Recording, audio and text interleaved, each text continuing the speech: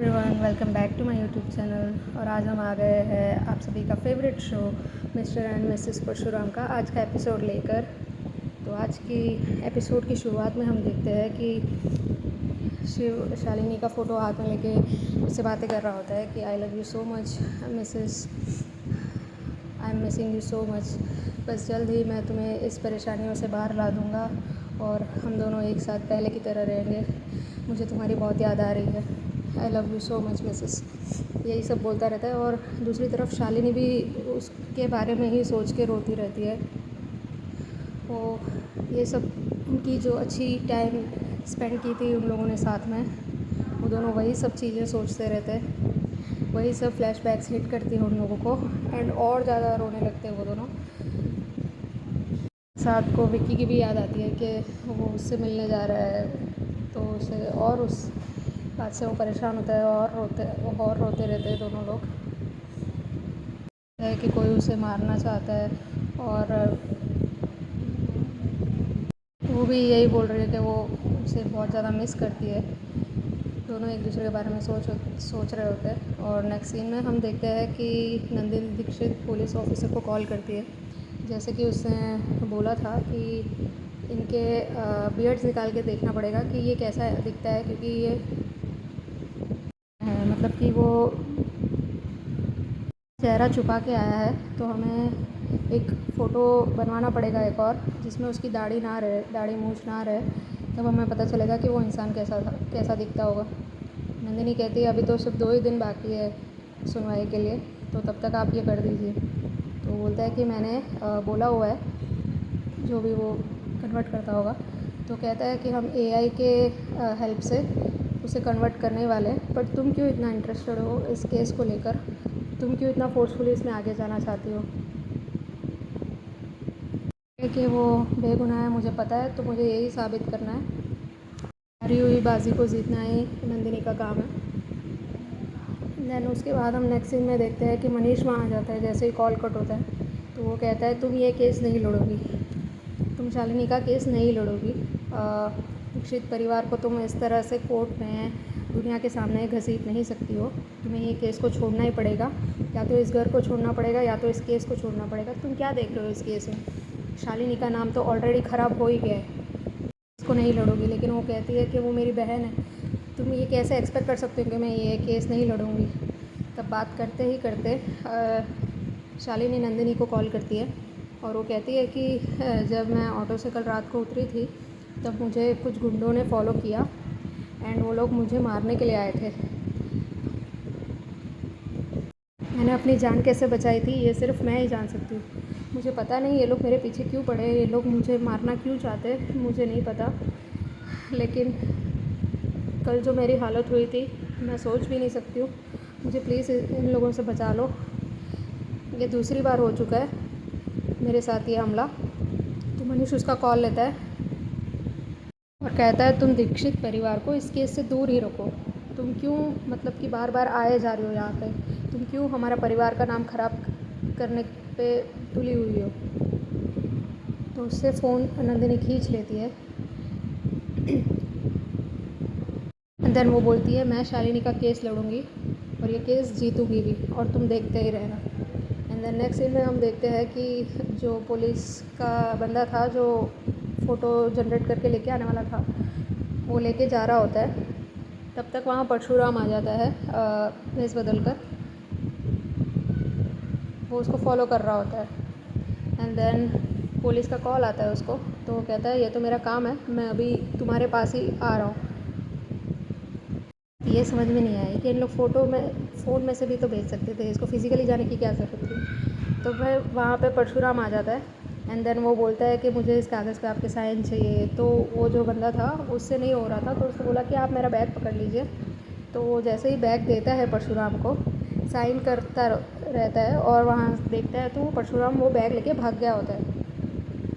तो जो इंसान था वो परशुराम के पीछे पीछे भागता है कि वो बैग दे दो मेरे को। बट थोड़ा आगे जाके देखता है वो, तो परशुराम वहाँ खड़ा हुआ होता है। एंड देन परशुराम जैसे ही वो उसके पास जाता है तो परशुराम टर्न होता है एंड देन उस पर हमला कर देता है, वो उसको मार देता है। तो वो बेहोश हो जाता है और वो फाइल ओपन करके देखता है परशुराम, तो उसमें शिव का एक फ़ोटो था उस पर। तो उसको लगा कि ये मेरा शक सही हुआ, ये इंस्पेक्टर तो बहुत ज़्यादा फास्ट निकला, बट ये नहीं जानता कि इसका मुकाबला हो रहा है परशुराम के साथ। तो वो फ़ोटो उसमें से ले लेता है, फ़ाइल में से जो एआई कॉपी बनी हुई होती है, एंड देन वो फाइल और बैग वहीं पे फेंक देता है। एंड देन वो सोचता है कि अभी तो मैं किसी के हाथ नहीं आने वाला हूँ। तो वो जो उसकी फ़ोटोज़ रहती है वो उनको जला देता है और नीचे डाल देता है। एंड देन कट टू हम नेक्स्ट सीन में देखते हैं कि परशुराम वहाँ गया होता है और वो कहता है कि मैं सिविल साइबर टीम में से आया हूँ, और वो फाइल उस इंस्पेक्टर को दे देता है और फिर वहाँ से चला जाता है। बट अब भी ये इंस्पेक्टर इसको पहचान नहीं पाया। और फिर वो फाइल ओपन करता है और उसमें 3 लोगों की फ़ोटोज़ रहती है। तो कहता है कि इन तीनों को तो मैं नहीं जानता, लेकिन मैं इनको पकड़ कर ही रहूँगा। तो फिर परशुराम वहाँ छुपा हुआ होता है। वो सोचता है कि इन तीनों को आप कैसे पकड़ पाओगे, इन तीनों को तो मैंने ही मारा था। मुंबई के बहुत ही वांटेड गुंडे थे, इन लोगों का एनकाउंटर तो मैंने ही किया है। तुम पूरी ज़िंदगी ढूंढते रह जाओगे, लेकिन ये लोग नहीं मिलेंगे। वो लोग मर चुके हैं, उनकी फ़ाइल क्लोज़ हो चुकी है। नेक्स्ट सीन में हम देखते हैं कि कबीर गुस्से में 2 लोगों को मार रहा होता है और वो कहता है तुम लोगों से एक लड़की मारी नहीं गई, तुम लोगों को कितना समझा के भेजा था, बट तुमसे एक लड़की को मारा नहीं गया, तुम लोग किस काम के हो। तो उसका पापा रोकता है उसको, कुलकर्णी उसको रोकता है और कहता है कि बस कर कबीर, हम देखते हैं कुछ, हम सोचते हैं उसका क्या करना है करके। वो बोलता है कि नहीं पापा, लेकिन इन लोगों से एक लड़की मारी नहीं गई, ये कैसे गुंडे हैं, इन लोगों को कितना कहा गया था। बट फिर वहाँ मनीष आ जाता है और वो कुलकर्णी से वो डिटेल्स कहता है कि ये कार थी, यहाँ स्कूल के सामने मारा था, और वो गाड़ी का नंबर बताता है। तो कुलकर्णी बोलता है कि क्या बोल रहे हो तुम। वो लोग शॉक हो जाते हैं। तो मनीष कहता है मैं वही बोल रहा हूँ जो हुआ है। शालिनी आज मेरे घर आई और उसने ये सारी बातें बताई। शालिनी को पता है कि ड्राइवर कौन था, गाड़ी का नंबर क्या था। तो कुलकर्णी बोलता है कि कुलकर्णी कोई कच्चा खिलाड़ी नहीं है, उसने वो गाड़ी को उसी दिन समंदर में बहा दिया था। तो मनीष कहता है तो क्या हुआ, बट ड्राइवर तो अभी तक ज़िंदा है, उसका कुछ करो। उस ड्राइवर को मारना पड़ेगा, वरना आप बहुत बड़ी मुसीबत में फंस जाओगे। फिर बात करते ही करते मनीष को एक कॉल आता है और वो बात करता है तो कहता है कौन। तो बोली कि शीतल। तो बोलता है क्या हुआ। तो उसने कहा कि एंगेजमेंट है। तो कहता है कि किसकी एंगेजमेंट है। तो कहती है कि शालिनी और विक्की शर्मा की। तो मनीष कहता है ये पॉसिबल ही नहीं है, शालिनी अपना जान दे देगी लेकिन वो विक्की शर्मा के साथ कभी एंगेजमेंट नहीं करेगी। तो कहती है तो आप क्यों हो, ये एंगेजमेंट आपको ही करवानी है, आप लोगों को अपनी फैमिली से कहकर आपको ये सब तैयारियां करनी है।